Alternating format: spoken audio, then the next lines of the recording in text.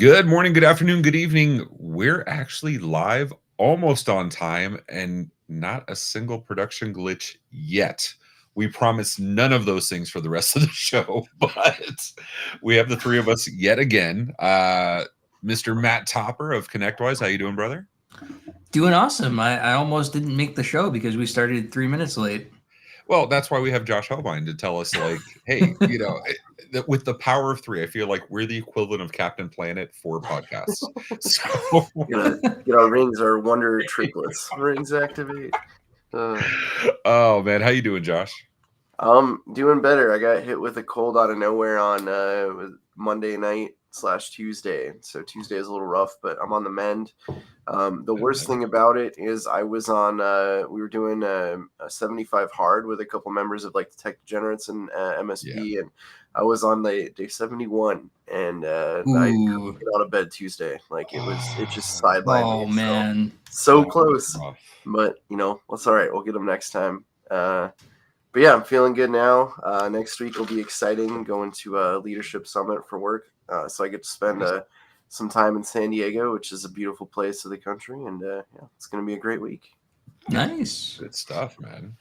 What about you, Matt? You were talking about doing a little bit of traveling coming up. Yes, I am going to TechCon Unplugged.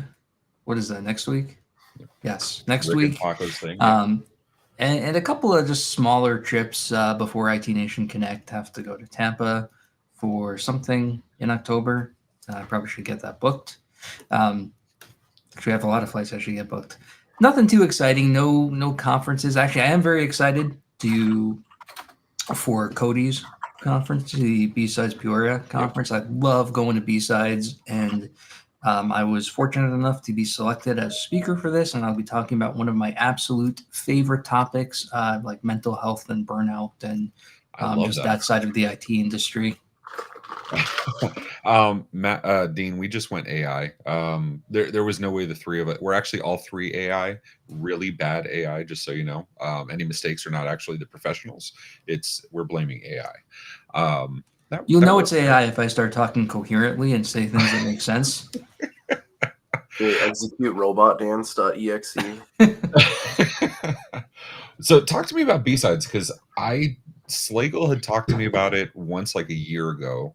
I didn't even realize it was Cody's thing until I saw him post in Tech Degenerates. What is B-Sides? So B-Sides started out as a way to highlight things that got rejected from the bigger security conferences. So it started out as like so like the rejection con thing. That's really MSP B-Sides. And now it's turned into a group of smaller conferences that highlight academic and original research, and they're usually relatively small. And just the cool thing about it is there's not a lot of sponsors there. They're small events. It's not a big sales thing. Everyone who's at a B-Sides is just truly, really interested in either sharing something, learning something, and ideally both, right? It's not a vendor forum. It's let's talk about this cool stuff we did. And it's awesome for that reason, like kind of a grassroots thing. Is it this one here, the InfoSec conferences?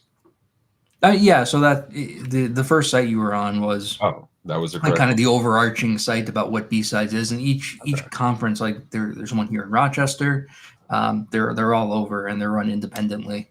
Okay, we'll put the link in chat for anybody that wants to check it out, because I know.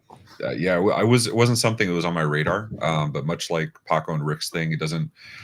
If you're following the people that are making all the content, you know about Paco and Rick's thing, or if you're in the Facebook groups. But TechCon Unplugged obviously doesn't get the mass marketing because they don't do mass marketing. But it is a phenomenal conference. I wish I could attend more often. But who knows? Maybe next year. We'll see. All right, cool. So we ready to get into some stories here? Or what?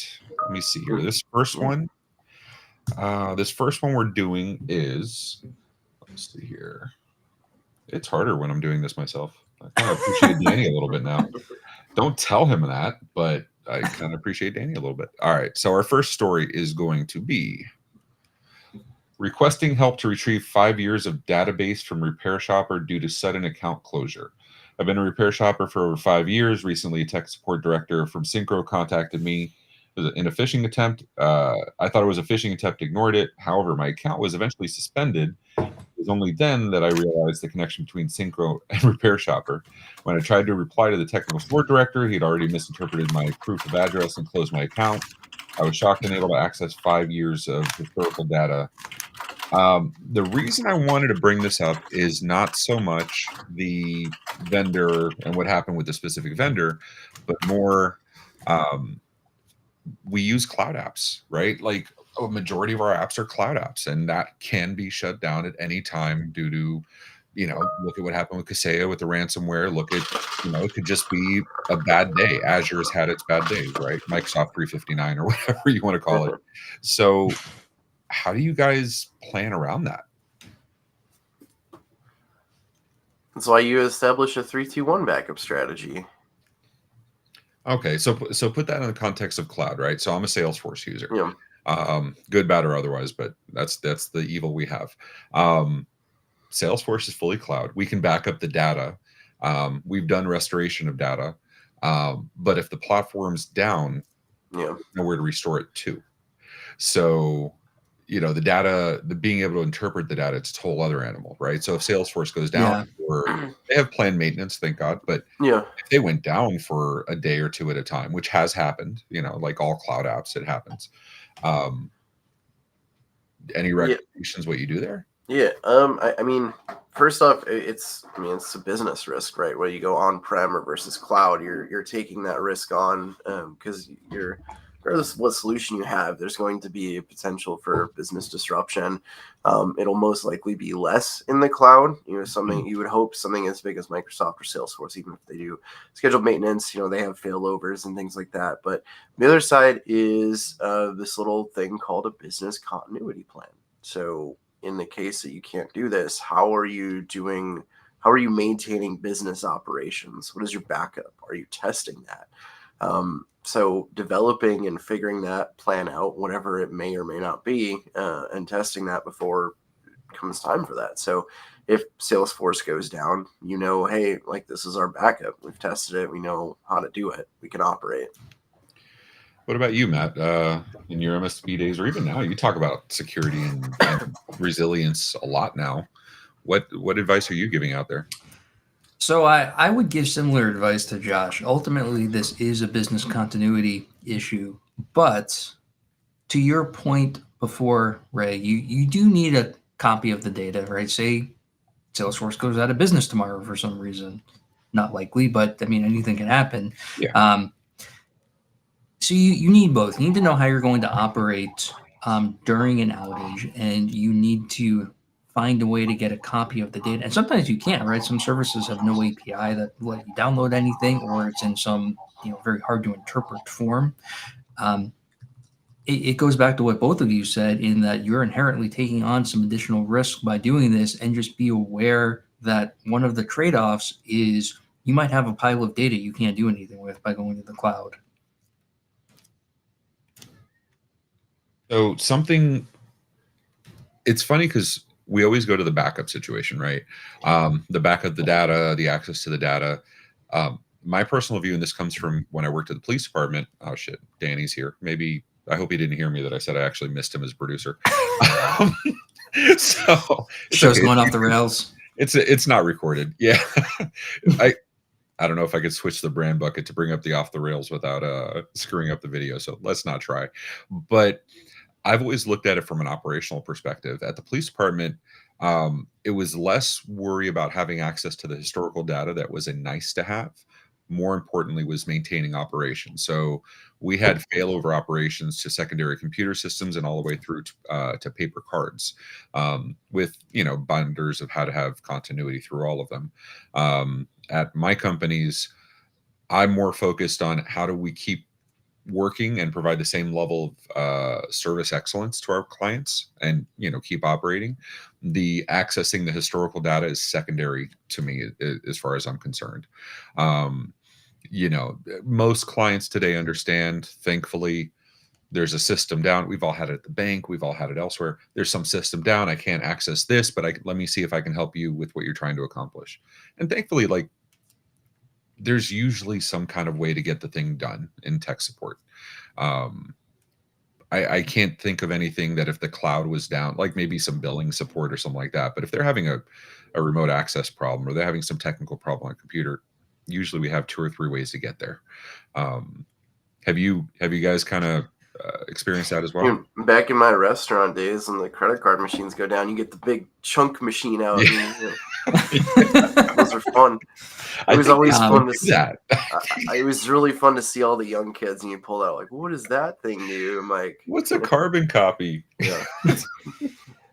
I mean, I think you're describing indirectly business impact analysis exercises, right? In that if you're an MSP, you can probably get down and provide service if your ticketing system goes down. It won't be clean, it won't be good, but you can help people and maybe write your notes on paper and enter later.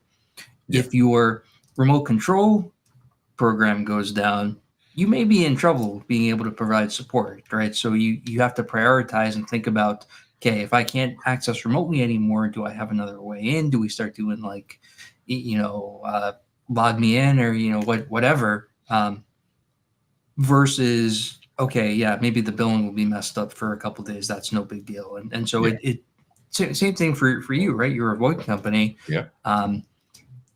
If the ticketing system is down, not great, probably not catastrophic. If like something that has all the documentation about who's assigned to what number goes down, that might be a lot harder. That's going to hurt a little more. Support. Yeah, for sure. Anything else to say about this before we move on to your topic, Matt? Nope. All right. So I'll bring it up here, and you can talk. You can read off this one. Good luck reading it. I don't know. Yeah, right. Let me get my binoculars out for reading this. Yeah. You know what? I'll read it out. It says, I've been working with the title is there something that made your experience at an MSP easier? And the OP writes, I've been working at an MSP since the beginning of the year, and sometimes I feel like I'm still so far behind on what I should know. I've been spending my free time on cybersecurity certifications, not so much on help desk sysadmin stuff I typically encounter. Is there something that was a game changer that altered your experience? Any advice, Mr. Topper? So I'll say 2 things. One is simple immersion, like just getting involved in as many things as you possibly can, especially things that you don't know, right? Getting outside of your comfort zone. Mm-hmm. For me personally, the thing that always helped me when I'm learning new techs was just a lab it, right? If it was something that I could install or something that I could go and mess with, or like even if I had to spend a few bucks, right, buy some 365 licensing or whatever cloud service we're working with, that to me was the best way for learning technical subjects.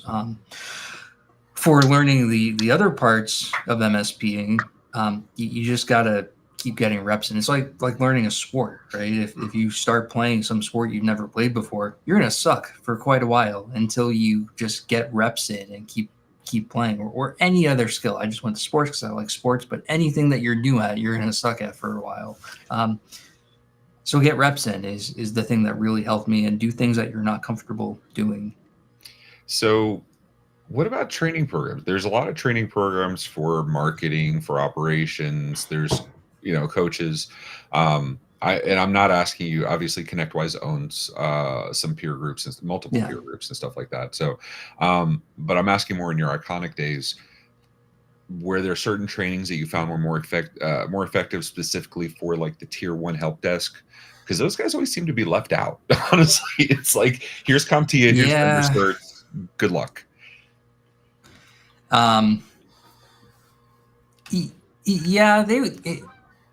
The ones that I talked to, for the most part, felt the same as me. Yeah, they would get books, they would get videos, they would go sit through things. At least in my experience, and maybe those are just the people that gravitated to me personally.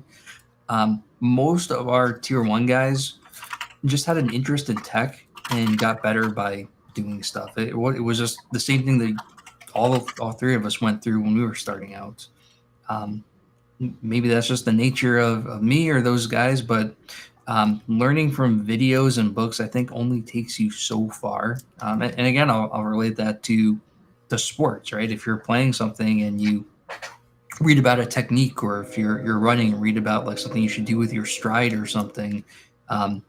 It's really hard to put that into practice until you get out there and start just doing it wrong for a while. I mean, what I did at one of my MSPs is when I got brought on, when I went from restaurant back to MSP, I still remembered, some of it, but I didn't have a lot of exposure to, like, especially doing server work or, some other things with like networking. And when I had downtime, when I wasn't doing tickets, I would always be like, I'd go to other techs like, hey, what are you working on? Like, is there anything I can do to like help, or even just shadow you and just watch them? Like, oh, I got this server project. I'm like, okay, cool. Like, I'm gonna unbox it, I'll put it together and like install it, and then see what the next steps are, and like go with them, and basically just tail them. So they're really anytime I had downtime, it was then like, okay, I have nothing to do. Instead of browsing Reddit or anything, I would just go like, hey, what are you working on?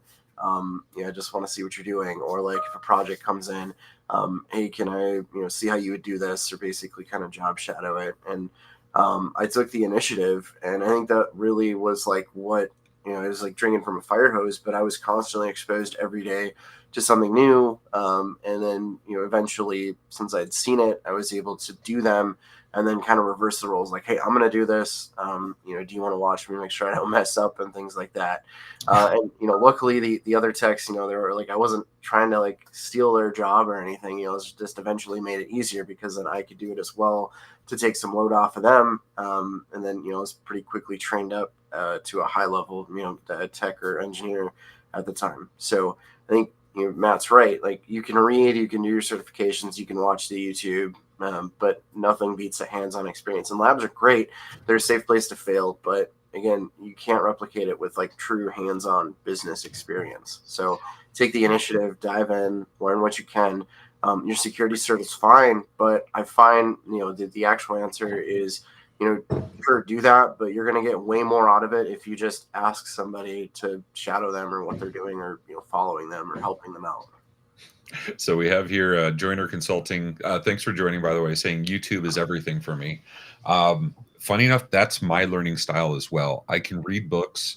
Obviously, in my fifth, when I was younger, right? And I would say under 25 years old, all the way from when I was a kid. I could read a book, get it quickly, right? But then again, there was no YouTube when I was 10 years old, because, we had to walk uphill both ways to school and cross the desert and the Arctic at the same time, blah, blah. I'm old. But watching YouTube videos, that's my go-to. Audiobooks, same thing. I'd rather listen to an audiobook than read a book. Although, each one comes with their own challenges. I was just talking about this exact subject with Rich Banky this morning. Totally forgot we had this on the list. My thing is, as an employer, yes, you want to find employees that are driven, do self-study, that kind of stuff. And they're out there. They're absolutely out there. They're difficult to find. And if you only hire those people, I think sometimes you put yourself at a disadvantage, because not everybody's going to be a superstar, right? Michael Michalowicz talks about superstar versus rock star and so on. So I look at it as, I need to foster and support the ideas of learning, like the skills of learning, constant learning. So what we do is we do OKRs, objectives and key results. I'll put the link, I'll put the Zappos link. It actually came from an ex-Googler, but Zappos has a phenomenal case study on it. And what it is we make time during the workday or during the work week, right? 1 to 2 hours of OKR time. We determine OKRs once a quarter.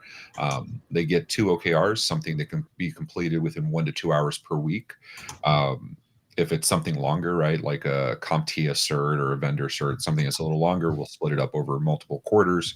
But the idea is that the company is investing time in actually training them. That is separate from their training budget that we have for each employee across the entire org. And then the expectation becomes, if you can't finish your OKRs during the 12 to 24 hours per quarter, and you're planning for this, right? We plan it up front, then you need to go do independent study. The ones, and then the catch to that, so you don't feel you're putting bad money behind bad money, or making sure you're getting ROI out of it, is we tie the OKR completion to their raises. You're eligible for a cost of living raise. Obviously, you don't screw up, you're getting it, but doing the OKRs is what gets you to the highest raise. And those are all fixed. And that way there's a return on the investment for doing it. And The ones that do it, they kill it every quarter. Those are the ones that usually do independent study too. And the ones that don't really cost you anything more other than cost of living. But I think you have to invest in it any which way, shape, or form, because your costs go up every year because of COLA, right? You can't avoid that. So if they're going to go up, you want your team to be more effective, and you have to train to do that, in my opinion. I don't know. That's my 2 cents. I'd love to hear what the MSPs say about this, because training, this is a constant struggle I hear from a ton of MSPs. So if you like it, go hit us up on the Discord. The link's in the lower third. But Josh, we have yours coming up, talking about sticker shock. Hey, Ray, I have an important question before you move on to that. If it's important, what was it like when the wheel was invented? Yeah, so it wasn't that. It was the rolling the giant whatever the fuck it was, a ball or something like that, up the mountain. I forgot what Atlas had to do, but that whole thing. But yeah, listen, when God said let there be light, I flipped the light switch. Yes. All right, so let's get over to sticker shock. Yes, I need to dial this in. Let me see if I can zoom it in a little bit, make it a little easier to read. Josh, can you read that, or you want me to read it? Yeah, I'm good here. So, how do you handle prospect sticker shock? So this MSP has been doing it for a long time, and more recently, they're getting a lot of sticker shock from the prospects. So he's curious about how you handle that. They're an all-you-can-eat provider with all remote support included, no on-site travel charges, backup endpoint, etc. We know from our research we are on par pricing edge with other managed service providers. The sticker shock usually comes when the clients are fed up with the break-fix provider and seeks more IT help. They think they're the same, but we're very apples to oranges. So we sit there and explain to them we're proactive, maintain your systems rather than reactive. We use enterprise gear compared to prosumer, ubiquity, excuse me, and coming off educating and selling simultaneously. I had to get a little jab into there, but that's just Yeah, you have to. I have very strong fanboy towards particular Wi-Fi gear that I always like to give crap in the Discords about. So, hey, how do you handle these? So, especially if they're a referral from an industry partner, so you're getting those break fix clients, and they're ready to mature into a actual service provider, but then they're like, oh wait, this is a lot. Matt, you want to, or Ray, whoever wants to answer this, and then I'll give my answer after you guys. Yeah, Matt. I mean, just get an AI prompt to read Dean's answer. I pretty much agreed with that completely. Yeah, I was looking. I should probably bring up Dean's answer, even though I know he's in the chat. So Dean's answer was also the top voted one. You handle this by setting expectations right off the bat. It should be very easy to get a sense of what their previous provider experience is and set a general idea of how your services are priced and why before you get into crafting any sort of proposal. Other industries will do this as an estimate. Same logic applies here. Unlike your previous IT provider, we shift the majority of the financial risk to your IT needs onto our shoulders. We manage everything, provide with one monthly recurring bill for all services rendered. Generally for companies that are about your size, that cost anywhere from X to X. I love that. Preface with what you're going into. Make sure you qualify the budget before you even walk in their door. Go ahead. If the first time they're seeing pricing at all is when the proposal or contract to sign comes in, you have already messed this up. Oh yeah, I agree 100%. And I get people are scared. MSPs hate putting pricing publicly, and people have different feelings about that. About the same as ACE versus per computer or per user. My thing is though, you have to qualify. I value my time, right? As a senior engineer, which I would say all of us qualify as. If we're going out to a client for whatever reason, that's costing me $300 or $450 an hour. That's my cost for going out there. I'm not going out there unless I know that there's a deal to be had. So you pre-qualify me ahead of time. I think Paul Dipple, Rex Ryan, like all of them have talked about this at some point in time. Josh, I see you like fidgeting, dying to get. Oh man, tell us, bro. Yeah, I love this. Like when So, I mean, what we particularly do here is setting the expectations up front, right? If they're going from a break fix to an actual partnership, we literally show them like the IT services and maturity model. So, like on the left, you have your chaotic and reactive, and then as you go over, then you go from reactive to proactive, then to services, then to a full-on partnership. So you're showing your value that like, hey, we're not just going to be a break fix. We're doing, we're a full-on partnership. And then to Dean and Matt's point, having the budget, like, hey, in your vertical, this is the typical spend, your typical budget for IT services. It's 3 to 10% depending on the vertical, et cetera. So knowing like, hey, that this is where the budget is, and then the price tag. I mean, this might be just a sales tactic, but we call it the investment summary. So, like, this is your investment, Yeah. I like that. that's our pricing. So, and I mean, we're very upfront with it. Like, we are a full-fledged partner. Like, you're not only getting service desk, but you're getting a technical account manager, budgetary with the fractional CIO, like the security services. We're very much a part of your business, and I mean, fortunately, it comes with a higher investment because we're doing more and we're taking more of that risk on. And we're fortunate enough to stand by that. Where like, hey, if this doesn't work or if we don't fit your budget, then we can recommend some other maybe break fix MSPs, and we basically say, hey, we are looking to match operational maturity. So when you guys reach the level of maturity to where you're ready for an IT partner, we're here waiting for you, because we're not going to be a fit for every business. And I realize that some MSPs might not have that luxury, especially when they're just starting out. But I mean, it's still like, you still want to match the operational maturity, of what you are as an MSP to your client base. So if you are looking at, hey, I want to get out of break fix and I want to do, reoccurring MRR, things like that. As long as you're in a place where you have that operational maturity, then you have to find the clients that are willing to see that and make that investment rather than complaining about that price. I couldn't agree with you more. It's funny because you led with all those value propositions, and then you followed with making sure they value those value propositions, qualifying your client, right? Because you can tell on the call, if they don't care about VCIO, if they don't care about security services, if they don't care about regular meetings to make sure their staff's improving, why go out to the client to pitch them the things that they don't want? You're selling a steak to a vegetarian. Doesn't make sense. I love Emilio's. Emilio, put the name of your MSP. I don't want to say tier 2 tickets, obviously, but I forget the name of the MSP. But he says, we openly publish pricing so it never becomes sticker shock, right out of the gate without ever having to talk to someone in sales. I love that. I'm not saying I'd put, 180, 225 a user. I'd say we're suited best to companies that are a minimum of 10 users and have a budget of a minimum of $2,500. You know what I mean? Yeah. Like, so, because I had minimums, and if they can't meet $2,500, they're not budgeted for it, I don't need the call. Or if they did call, I'd refer them to somebody else. There's tons of MSPs out there that will do it, which is why knowing the friends in the community and all that fun stuff. I have to call out, just I'm going to take a little bit of producer authority here and call out one of my own people. This is Peyton, my sales manager. He says, I counter sticker shock myself on several occasions, have a few effective strategies. I like to gain more trust. From my experience, if a client is surprised by the price, it often means I haven't adequately communicated the value of my product and didn't dive into the needs enough.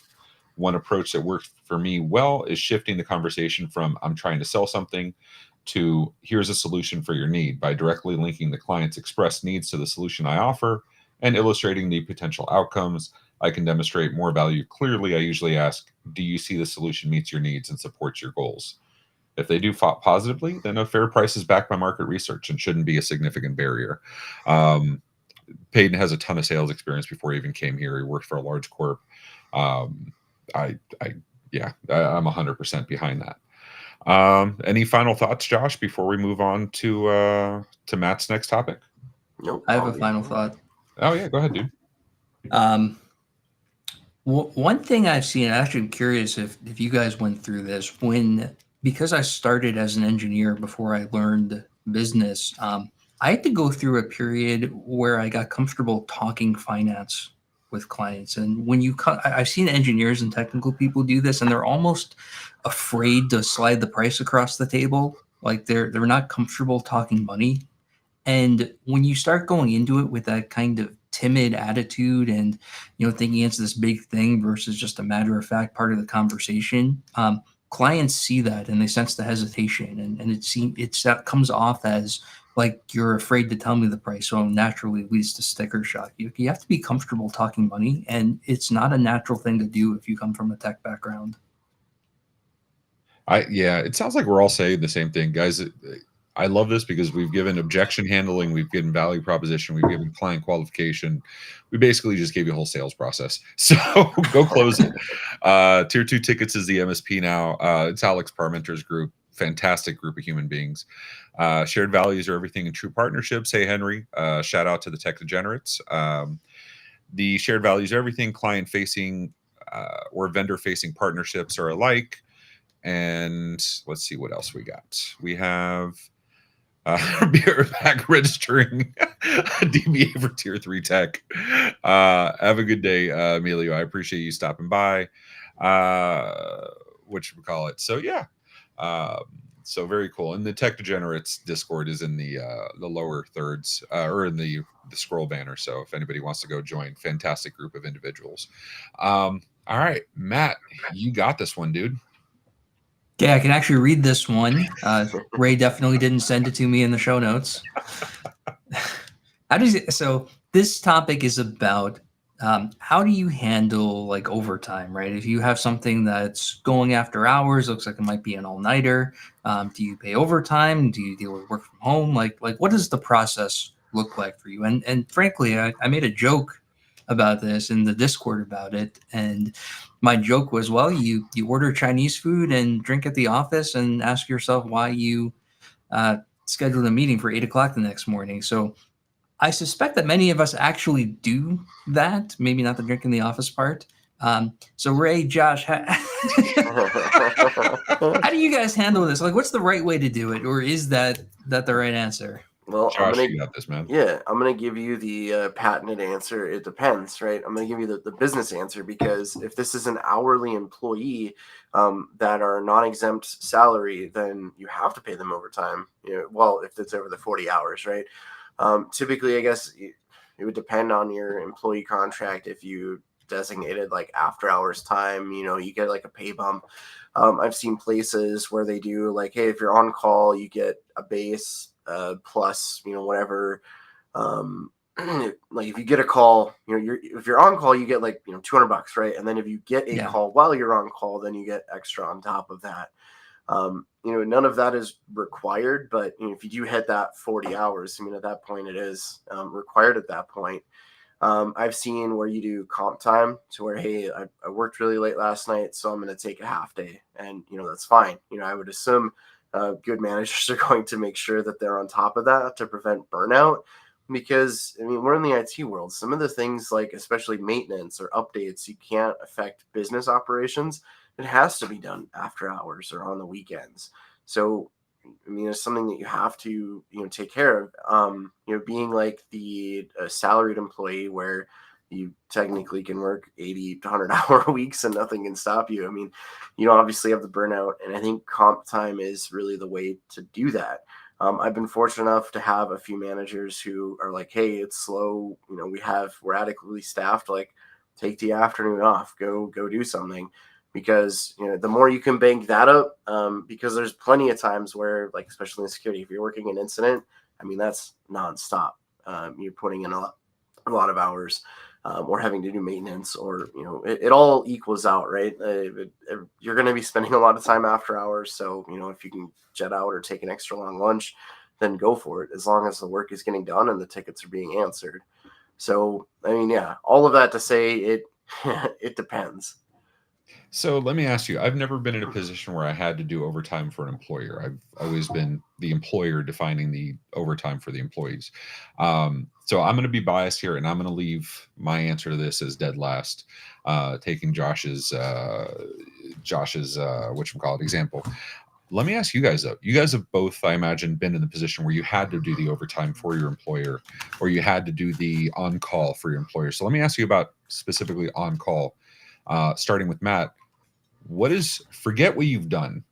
Ideally, what would you like to have seen as an employee for the on-call policies? A base thing plus overtime, or the comp, or like what's ideal in your situation?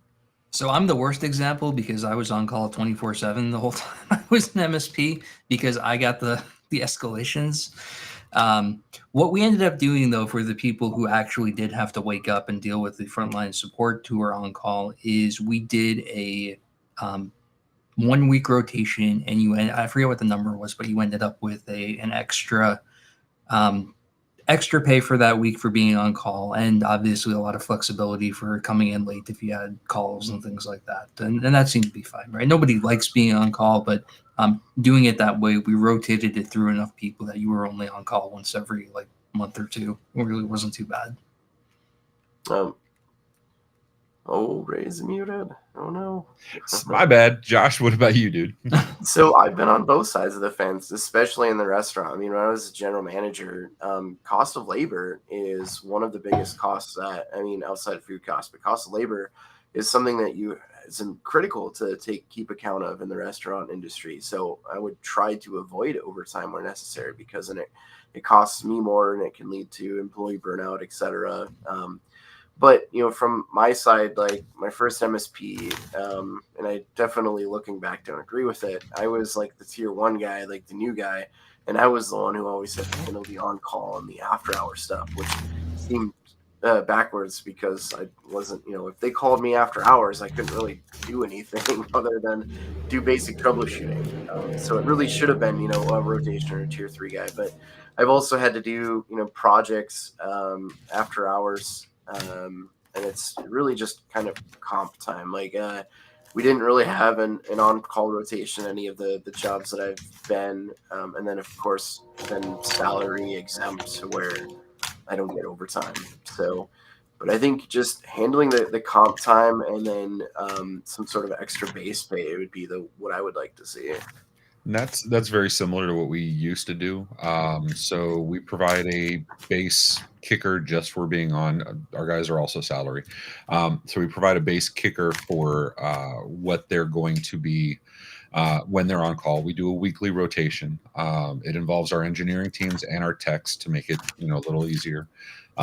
Thankfully, we have Canadian employees and Philippine employees, so direct, not contracted. So U.S. holidays, we actually usually have somebody. So our on-call is really relegated to 9 p.m. to 6 a.m. And then the weekends. So what we do is we give a kicker for being on call, because I do believe that just having to look at your phone for work, that's a distraction on its own. That is an encumbrance. You're taking part of the employee's time. And then we used to do it counted as time and a half when they worked, and if regardless of salary, we just pay it as bonus. And then or they could do the overtime pay, or they could do the they could do comp time. And then I introduced unlimited PTO about a year ago, and I screwed myself on the comp time thing, because there's no reason to take comp time at this point, which is fine. I'm happy to pay the time and a half, so I don't have to answer the 2 a.m. call. And that's just something, trying to make sure that the employees don't get burned out. Honestly, a large portion of my job is making sure the employees don't get burned out. Because you do have those people that are happy I can't imagine being the on-call 24/7, 365. As a boss, I'm technically on call 24/7, 365. But it takes it takes basically apocalypse level to have me called, except outages. I do require they call me for outages after hours. Any other thoughts before we get into Josh's next topic? None for me. Nope. Cool. All right, Josh, you got revenue streams, dude. Yeah. This is an interesting one. So this one, short and sweet. What all revenue streams do you guys have? Monthly, annually? He's wrapping up year 1 as a single owner operator. He's got a mix of clients, a few doing the traditional MRR, MSP style, or some doing just MDR backup, a couple phone system contracts. So just kind of seeing different revenue streams. So I will, what were your guys's, revenue streams? I know Ray was MSP before, they were as common as they are now. So did you have that mix too, or how did you handle that? Yeah. It's C-level, HTG. They mostly agree. Most of the coaches agree on the same thing of, you should have 80% recurring, 20% projects. I got the benefit that my background was complex and distributed engineering. So I worked with a lot of telcos, worked with a lot of ISPs, building out multi-city, multi-state, multi-continent networks. So we always had that feeder of revenue anyway. Despite being an MSP, they were contracting us quite a bit and actually used them as a client feeder as well. But doing the master agent thing, right? Not just VoIP, obviously. Go buy a YT VoIP, or there's a million really good ones out there, but I like mine best. But I'll give that plug. But no, ISP, master agent for ISP, absolutely. Cell service, you could do master agent as well. I believe Cynix, Cynix TD definitely has one. The other distributors may have something. And those are nice passive revenue streams, that would come in, and they're still recurring. They're not MSP, so they're, basically add-ons. They're the equivalent of, you have that last minute, like candy gum, Tic Tac aisle when you go check out. That's the equivalent of what these add-ons are. But these add-ons were accounting for 30% of our gross revenue, because once you sell it, you're done. And the trick there is making sure you have evergreen contract revenue, which Sandler, Teleris, they all do nowadays. So that even when Comcast calls back to re-up the contract, you're still getting paid through the renewal. And that's just stupid easy money. And that's something the account manager should be doing, killing it at. Matt, what about you, dude? Yeah, somewhat similar answer. I mean, the vast majority was managed services and project revenue. And for us, any add-on service was really just something that was an extra line item on top of MRR for an existing client. We did very little that was someone who wasn't a client that would buy something through us. It was hard to work with and hard to support when they had an issue come up. So for us, the one thing though that did significantly help was when we started subcontracting more things that we otherwise would just refer out. Things like selling through AV jobs or selling through datacom jobs or things like that. Just clients liked it for the convenience of just paying us, and we got some percentage on top of it. But even still, it was all just part of ongoing client relationships. But that is one thing that did make a dent when we started saying, "Hey, you guys need cabling work. Instead of giving you the phone number of the contractor we like best, do it through us." And that added something on top of them. Well, because we're all doing vendor management, right? We're all doing that. The client has a problem with that's literally why the phone company started, because I got tired of, was it GoDaddy or was it AT&T? I looked at our billable time, or I looked at our time usage. We were spending hours and hours and hours because of the proficiency, and because we were so strong on vendor management. We were spending hours with these vendors. So then the business focus shifted to, we're going to pick vendors that are easier to work with. And at some point I was talking to a VoIP vendor, and we were going, they were doing this thing, right? It's the ISP problem. It's this problem. It's that problem. It's never taking accountability. And I'm like, and one of my staff said, we can do this. Why aren't we doing this? I was like, you know what? You're right. Let's get it done. Any last topics on that? Any last opinions on this?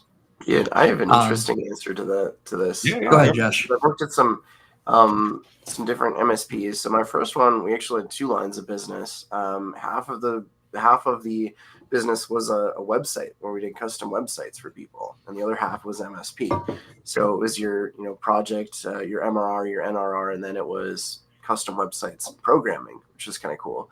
And then another MSP was your typical MRR, a little bit of project, but not much.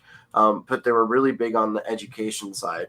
So help like hardware, professional services and stuff for like education, licensing, etc. And then they also did custom programming for county software, etc. So like a bunch of different kind of things. And then my current role, we do MRR, obviously, we do NRR with projects, but then we're also doing like low voltage, which then just goes into our NRR. But we also do private data center hosting. So instead of going to like Azure AWS, we have our own private data center. So we call that, Cloud It. We have kind of catchy names, like our website's pretty cool. With the Manage It, which is our MRR, the Build It, which is our NRR, and our Cloud It, which is our cloud offering services, and then Guard It on the security side of things. So 4 different. We got business, but I'm sorry. Go ahead, dude. But no, there's plenty of different. I mean, there's plenty of different ways to generate revenue that aren't just the managed contracts. It just depends on what you can do, what you can get into. Looking at things to resell. But I don't know what the magic number is, but I think the bulk should be just the MRR. I love that. The Manage It, Cloud It, Build It. Nice. Go into it. Like we have the little diamond, so each of that is like another color of the diamond. Dude, it's pretty cool. I mean, shout outs to our marketing. I don't see VoIP on here. We're gonna have to have that conversation. No, just kidding though. So we have here though, Henry brings up some great information. Henry Phantom Technologies. So he says vCISO has seen a lot of growth for us over the last 2 years, as it should. And we used to do a lot of on-prem wiring, CCTV project work, open a lot of doors for selling managed services after we established relationship. Exactly what I did with the MSP. CBON, Birch, Spectrum, AT&T, Windstream. I offered to do reviews of the client network to make sure that there were no red flags that would inhibit the actual implementation of whatever they sold, right? They'd walk me in the door. I'm an independent third party, quote unquote independent, look through their network, make sure that sale is going to go through. The salespeople loved me for it. And I eventually trained other staff to do it. And that was a warm lead. I literally just did a discovery and the client knows who I am. And as somebody else is cementing my authority, and they know I work with the company, it was an easy way into MSP. So freaking easy. We had like a 90% conversion rate. It was insane. Which is where I got the idea for sell-through for the VoIP company, right? But this stuff, like you talk about, Josh, the programming, taking skill sets you've learned. Dave Sobel's talked about this, the Business of Tech podcast. Windstream. Don't get me started on Windstream, Matt. But Sobel's talked about this of taking what you learn in pro services. It doesn't even have to be the physical work, right? Because project planning implementation is much more cost effective. It's like an 80% margin versus being out there and doing CCTV, which still has its place. But if with certain clouds, if you have a proficiency, I'm going to trigger some people with EagleSoft or with QuickBooks or with eClinicalWorks. Which is in every Reddit or every MSP community on the planet at this point. But if you have the proficiency, lean into it. You've spent the time doing it. Punsada, Brett says vulnerability management has been good for us. Abso-freaking-lutely 100%. It's a big thing. Use what the news is saying, what the company should be scared of, and then use that marketing to impress your services and go close the deal. Yeah. We're going to have a tech bar, just a decompression episode to get away from all the medical crap, and legal's just as bad. Any software service or any pro services you guys turned into? Like Josh, you mentioned some. Matt, did you have any? Do you like turn into a model? Not really. In fact, that leads into the corollary I wanted to add to what you just said, which is if you don't have competency in it, be careful trying to chase the revenue stream on it. That, as I found out the hard way when someone tried to sell a client a SharePoint project I was going to execute on, like not just a migration, like a full site dev. I had to go back. I had to make them go back to the client and say, we actually don't have the capabilities to do this. So just be cognizant of what you can and can't do, even though it looks like it may be a very profitable revenue stream. If it takes you too far away from your core competencies, that's equally bad. Yeah. make sure you have a constant conversation with sales, because sales will absolutely, that's the danger with larger organizations. Sales will absolutely sell something that we can't do. Like that's and and it's going a back problem. is a lot less bad than trying to execute on it and it blowing up in your face. Yeah, good on you Oh, for yeah. stepping back and saying, we can't do it. Yeah, I sold a pen test. You can do a pen test, right? Dude, that's $99 a month. I don't know what you're talking about. All right, before we get canceled, that's a good point to stop. I don't want to start getting cease and desist. Which we call it. So, guys, you talked about travel. You talked about doing stuff. Any other comments you want to make before we take off?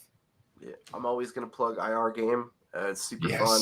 So we have openings for the rest of them. We do the last Friday of every month, and we try to do a live stream here and there throughout the month. So please check that out. We do have a fancy new website, and that is really cool. Check out all the testimonials and sign up. So IR Game. Hey, look at you got it up there. Yeah. So. No, IR Game. We did one. Matt Lee tortured the hell out of us. It was good fun. Thank goodness we had Amanda LaChapelle who got us through solving a lot of stuff until she had to leave for a concert, and then we were all fucked again. But it is a great time. Awesome learning. Yeah, managed AV. Henry brought up a great. Sorry, these just loaded now. Henry brought up a great question. What pro service or revenue stream would you not ever touch or pursue? Josh, start with you, man. I mean, I jokingly said pen test, but I'm going to stick with that answer because we don't have in order to do a proper scoped pen test, it's a very particular set of skills and training. And most of the time, there's a 99%, I would say, MSPs don't have that because they might say they do it, and guess what they run? An external vulnerability scan, which isn't a freaking pen test. So that's something that, it'd be cool. We can keep it, why are we outsourcing this? We can do this. Like, no, it's very specific tools and set of skills to do like an actual proper penetration testing. Not only that, it's almost a conflict of interest too, right? If we're the ones securing the castle, we shouldn't also be the ones that are trying to break into it. So I'll stick with that as my answer. That is a can of worms. Can the MSP reliably handle the security for a company without any bias or conflict of interest? That is a conversation I'll say should be continued in the MMN Discord. There's the link below. I've been putting other communities all through. You can hit us up. We're on all the communities anyway. But yeah, that's a whole can of worms. Everybody seems to have an opinion on that one. Matt, what would you avoid? The big one was alarm systems and video surveillance, like CCTV stuff. That's partially because I just don't like doing it, and partially because, at least in New York, you need to be specifically licensed to do alarm systems. Yeah. I don't mind contracting out. The same thing as vendors, though. I won't sell a service until I have a contractor I already know I can trust. The IR Game is in the chat also. Whatchamacallit, I have a particular set of skills for your pen test. That should be the title of the episode. Whatchamacallit, one of the other ones we did was credit card processing. I had a friend that got me into it. We became an ISO, independent sales organization, I think is what it counts for. That was a huge revenue source, which was insane because it's super freaking easy. And let's see, I think an MSP of proper scale and division of departments could do their own pen testing, but shouldn't in 95% of cases. Vonahai has a good response to pen testing. What if you need to do more than one at a time? It's not a bad proposition. I feel like I opened a huge can of worms here. So oh yeah, that's what I'm saying. Take it to the MMN Discord or post a topic in Reddit so we can be downvoted to hell. But hit us up in any of the communities. Thank you so much for joining, guys. I appreciate it. It's nice having the three of us. Josh, I know you're not here next week, and I believe it's next week, right? Yep, next Friday it'll be. We'll not be here. And October is going to be interesting. And we are going. Josh, are you going to ITNC? Not at this time. I don't have any plans on this time. It would be nice to do. Matt and I will be there. It would be nice to do like a community live, actually live. Yeah, we say maybe we'll bring in remote guest, bring you in remotely, and see how we can figure. Let's see how we can. Yeah, that works out great every time we try it. Yeah, dude, we've had 3 of us twice in a row. Like, I think we're done for the year. But with that, be sure to like and subscribe. Hit that thumbs up button. We'll wait for you to do it. There, thank you. But until next time, everybody, thanks so much. I have a new closer. You guys have probably seen it online. Do better, do more, get good. That's my mantra for the rest of the year. Until next time, ladies and gentlemen, take care of yourselves. Have a good time. See you online.